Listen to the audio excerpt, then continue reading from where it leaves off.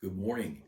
It's good to be together again for a few minutes today, and I hope you're taking time each day with the Lord, getting time with Him.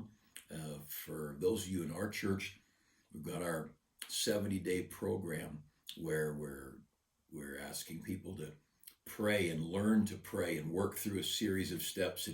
And that book, Let It Begin in Me, a little booklet, and the whole purpose of it is that God would draw you near to Him, and that we as a church would find ourselves closer to Him. And whatever God wants to do in life is His call, His decision, but that we would be near to Him and find His presence. And I was thinking of a passage today.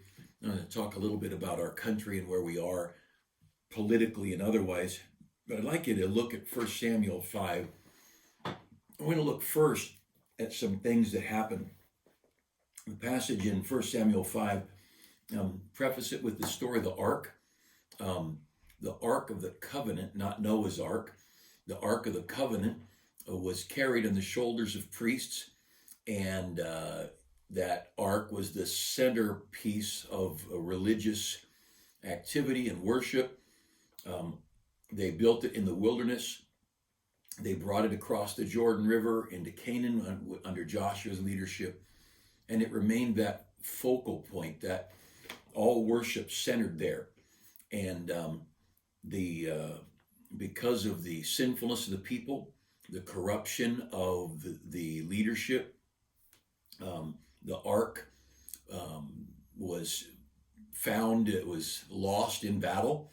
They carried it into battle thinking it would help them. They were busy thinking the ark would help them, forgetting that the God of the ark was the one who should help them. And they'd so offended God. Eli was the priest in 1 Samuel, and this is right after the time of the judges.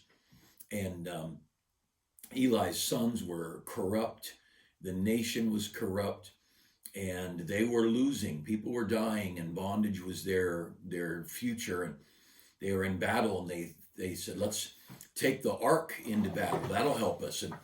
And they just lost the ark, and Eli's boys were killed. And Eli, when he heard he was an old man, and we hear the news he fell backwards, broke his neck, he died. A child was born to one of the sons who died, one of the priest's sons who died. Hophni and Phinehas were Eli's two boys, and one of them, right at the battle time, when word came back that the ark was lost, the boys died, Eli fell over and died, a child was born, which would have been Eli's grandson, and they named him Ichabod, like our Ichabod Crane in the stories. Well, the word Ichabod, the name means the glory has departed, and that all of the wonder and the glory and the splendor that Israel had was gone. They'd lost it. And again, you've heard me say this if you've been around church much, God owes America nothing. We have shamed Him, we have rejected Him, we have neglected Him, we have outlawed Him and His book, and certainly, the glory's departed. One of the prophets put it this way, he said, the crown is fallen, the crown of ruling is fallen. So the story, reading here in 1 Samuel 5, the ark is down in a Philistine city. And so I'm just going to read a couple verses, but the Philistines took the ark of God in 1 Samuel 5 and brought it from Ebenezer to Ashdod. Ashdod was one of the Philistine cities. There were 5 famous cities: Ashdod, Ekron, Ashkelon. There are a little group of cities there, all Philistine cities. And it says in verse 2, when the Philistines took the ark of God, they brought it into the house of Dagon and set it by Dagon. Now, Dagon was this tall, looked almost like a fish god. And this tall, like a totem pole, something they worshiped, their little god, looked like a fish to us. And verse 3, and when they of Ashdod rose early in the morrow, behold, Dagon was fallen upon his face to the earth before the ark of the Lord. And they took Dagon and set him in his place again. And when they arose early on the morrow morning, so this is the second day now, Dagon was fallen upon his face to the ground before the ark of the Lord, and the head of Dagon and both the palms of his hands were cut off upon the threshold. Only the stump of Dagon was left to him. And the story goes on through this They realized they were in big trouble. There were hemorrhoids they call them. I'm thinking it's like our hemorrhoids that were on all the people.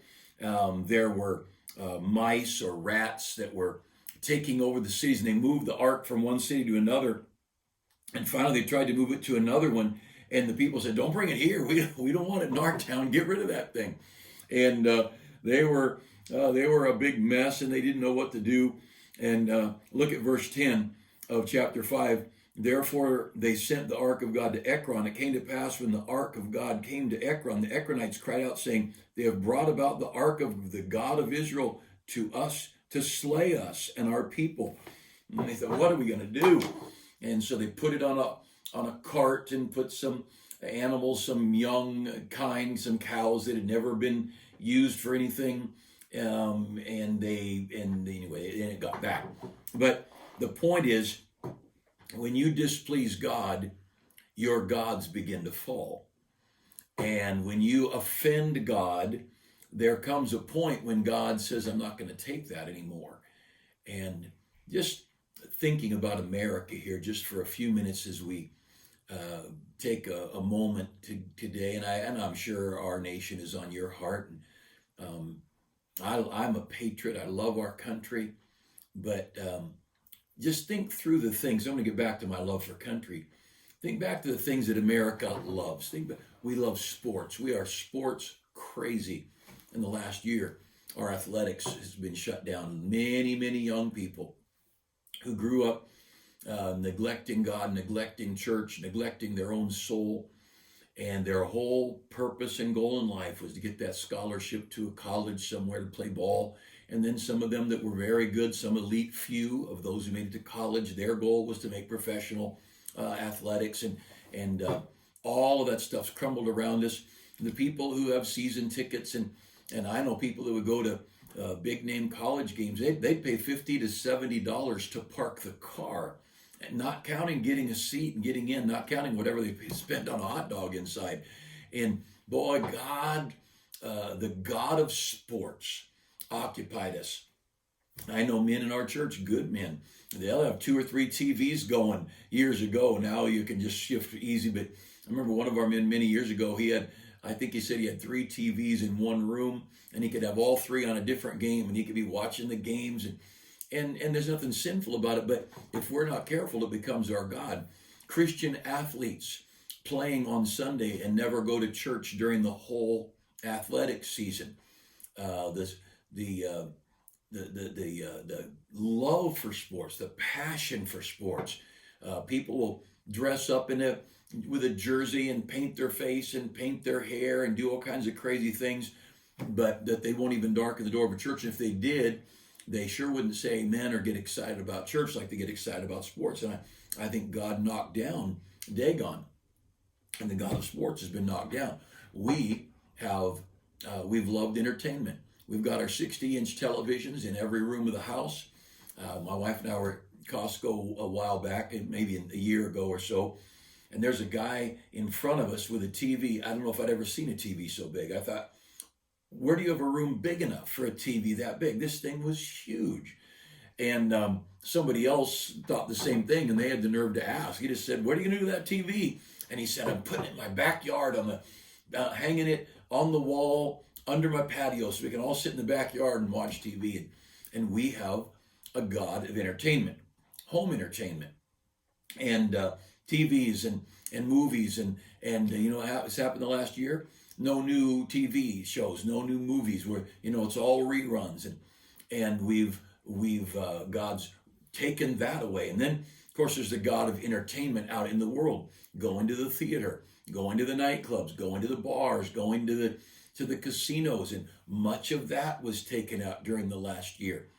And all these things that, like our little Dagon, this little God that we think is the beginning and end of life, and at some point God just gets tired of it and just knocks it down. Says, "I'm tired of it. I'm completely tired of you living for something so temporal." Think about money. We are a culture that just worships money. Whoever's got the most money, they're the one we think. People who made it might have made some money in tech industry or inventing Yankee candles or whatever, but they happen to have a lot of money. And we're listening to them on social media. We're listening to them. The news is interviewing them. What do you think about the war? What do you think about COVID? What do you think about politics?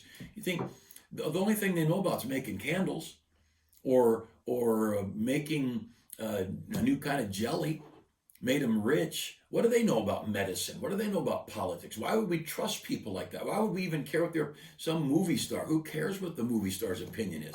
They live a life that's a fraud. All they know how to do is pretend. They're just really good at it, and they're good looking, or somebody's made them famous. But all the God of money has been beaten down, and we need to understand that it could get beat down a lot more financially.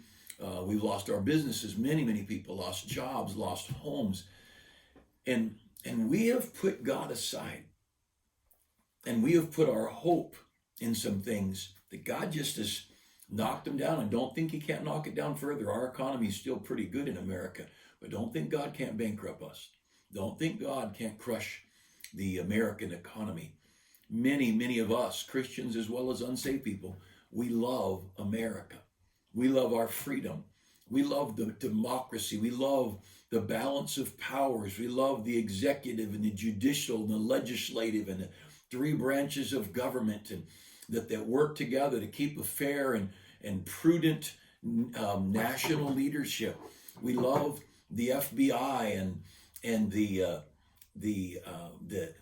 seeking out of truth, the Lady Liberty, the blind justice, the lady who is in the courtroom showing that justice is perfectly fair and it's fair for everybody. And we've got all these things. The Department of Justice, we've got all the documents that guarantee equality and all these things. And that we got our Supreme Court and our circuit courts and our local courts and all these things that, to be very honest, we love. I love our country. I love that there's a place on this planet that lifts up equality and liberty and opportunity, and where there's not a group of elites that are ruling over the peasantry that is in almost every other country in the planet, where there's not a, and see, in many countries now, it's not the rich elites, it's the political elites, but it doesn't matter. There's still a group of people. You get into their little circle, you rule the peons. And so many of those things are just crumbling around us in America, just literally crumbling. And the idea of freedom of speech in America, how we love that. Well, that's being crushed. You try to be a conservative, get a Ben Shapiro to go to University of Southern California campus, so there's no campus going on, and try to speak, and he'll have to have armed guards. He'll be run off the campus. See, freedom of speech is crumbling. We worship education in America, and have we not seen this last year? God just knocked the God of education over, and all these things that we worship, even the outdoors, even nature, and national parks closed and national monuments closed. And of course, you get the miracle worker in the White House, and suddenly COVID counts way down and everything's getting better, and maybe it's all going to turn around and open back up. But I'd like to ask you to look back with me at the last year. And should we not have a revival in our hearts? Should we not have a revival in our homes and in our country? We have for years had a system of justice where people could be in court and represent themselves and face these situations, and we believed that truth would prevail. And if you have not seen that crumbling, just wait, you will. And you'll find that the one with the most money, or the one that can manipulate the laws the best, they're the ones that prevail. And I remember many years ago talking to some people that were in jail, visiting in the jails, and boy, it's amazing how many people in jail are innocent, and they all feel like they were there. Somebody violated their rights to put them in jail. And I'll tell you, as the years pass, it's happening more and more. Just ask General Flynn about that.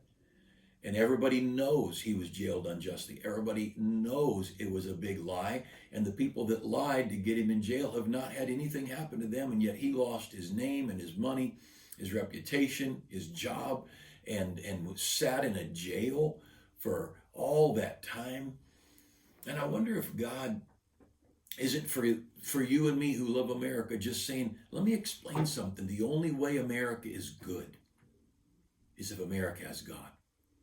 And the only way that liberty will stand is if liberty stands on that book, which is liberty. The only way equality, and again, people will gripe, oh, there's never been equality in America, a lot more than anywhere else in the world. And sure, as long as we've got sinners, we're going to have inequality. But across the board, we are in a nation that has more equality than anywhere on earth. And the good thing is that we're pushing for more of it. But when we throw out the foundation, see, Proverbs says, if the foundations be destroyed, what can the righteous do? He didn't say, what can the godless do? So what are the righteous going to do? And you who love God and love your Bible and love truth, if the foundation of your country is gone, what are you going to do? If the foundation of your church is gone, what are you going to do? If the foundation of freedom is gone, what are we going to do? And all of this to just say, and I don't want to bring, good morning, let me tell you how bad things are. No, it's not that at all. But I'll tell you what, without God, things are bad. Without the Word of God, things are bad. We as a nation, and I've heard statistics from people, and of course, statistics can be manipulated, but the type of things I hear from especially well-known evangelists who travel and who counsel pastors is the average pastor doesn't spend 5 minutes a day in prayer. Many pastors don't spend any time studying their Bible. They're so busy with administration. Churches hiring full-time staff members, never asking them if they're saved, never asking them if they read their Bible, never asking them about their ministry to people. They're hiring this guy because he's so good with technology. They're hiring this guy because he's so good at praise and worship and leading people to sing. The guy might not be saved. You know, the famous story, one of my friends, there was a concert down in the South somewhere, and it was a well-known, I think it was a quartet, but a group, might have been 6 or 8 people, because by the time you get some instruments involved, but it was a big concert, and it was a paid concert, and these people are making money, and I don't have any problem with somebody making money, and you just don't call it a ministry. But there, people love hearing it. Just a concert, a Christian gospel singing concert, and someone went out after, my friend went out and saw one of the main people with a bottle of whiskey or a bottle of some kind of booze, and said, "Hey, what's that?" He said, "It's none of your business. What I do in there is for the audience. What I do out here is no one's business." And I've heard that story on several occasions. An evangelist preaching at a church, and one of the members going home saw the evangelist's car out near a bar, and he thought maybe he's broke down, needs help. Pre-cell phone days, a long time ago, and he went in thinking the guy's looking for a phone. He went in, the guy's standing there at the bar drinking. He said, "What are you doing? You're at my church an hour ago preaching. Now you're drinking." He said, "At your church, I'm preaching for you. Here, I'm drinking for me. It's none of your business what I do here." And see, we've got churches. The foundations are being destroyed. You know, the sin in the Bible that probably is named as often as any other sin is covetousness. And we as a nation and Christians thrown right in with it, we love stuff. We love stuff so much. And again, the question is, do we love God? You know, the great commandment is to love God with all of our heart, soul, mind, and strength. And that great commandment is repeated several times in the Gospels, and it changes the order of mind and strength but it always starts with heart. Because the great commandment is that with all my heart, I would love my God. We've been talking at church on Wednesday night Bible studies a little bit about this, and in our Let It Begin With Me booklet. It's all about you and me drawing near to God, getting something intimate with God. And I think that God would take the Dagons of our life and just knock them down. Many a Christian loves their looks, their health, their family, and nothing wrong with loving family and wanting to be healthy, but you can get where it's your own little idol. And you can get thinking you're a little better than other people because you eat healthy and you work out or whatever. And God can just knock that thing. One little bout with cancer, one little mix up of the circuitry in your brain, one little enzyme imbalance, and your body falls apart and crumbles. Don't think your body is healthy because of you eating great nuts and jogging around the block with your dog. And I'm not against exercises. This morning I was on the elliptical this morning and drinking my herbal teas, and I'm not against doing that, but man, love for God ought to be preeminent. There ought to be something in our hearts that says, I want God more than I want breath and life. The Bible one point says, I've desired this book. I've loved your word more than my necessary food. If it came between breakfast and Bible, I'm not even thinking breakfast. I'm going to read my Bible. And that's the little gods we've set up in America. And I'll tell you, our democracy, our Capitol building today, as of this moment, I have just, it's just a sad thing, but it hit me this morning as I realized I have several times been to Washington, D.C. in awe every time. In awe at how much God there is, in awe at how much Bible there is. But what's there now in Congress and in the White House, I really have lost all my respect and love for that place. It's just another fraud. It's just another imposter. And I want, as the people of God, this may seem a little down, but what it is let's realign ourselves. Let's realize we need a revival of Jesus Christ. We need a revival of a love for God, a love for his word. Not reading books about his word, read his word. Not reading books about God, but talking to God, getting to know God. And whatever God does with our country, let's do this. Let's determine that we as his people are going to love him. That we're going to love him with all of our heart and soul and mind and strength. And yeah, we enjoy food, and we can enjoy watching the kids play a ball game, and we can enjoy a drive through the redwoods and all that. But you know what? That's not the big thing. The big thing is this book and the God who wrote it. And I want to challenge you this week. Let's walk with God. Let's just decide God's going to get my time. And just turn off the television, turn off the social media. A lot of us, a lot of Americans, a lot of conservative Americans, a lot of Christian Americans, their hope was in President Trump, and their hope was in conservative, all these new conservative news sites, and think, man, there's hope. Look at the great crowds gathering together. We found out that the majority doesn't get their way. We found out that you could have 6 show up at your rally, and this guy have 60,000 show up, and the guy with 6 showing up can be the president. We found that out. So we better realize our hope's not in this world. Our hope's not in a political spectrum. Our hope's not in conservative news. Our hope is not in our hope is not in the Constitution. Because even Madison, I believe it was, said that the Constitution was only made for a moral populace.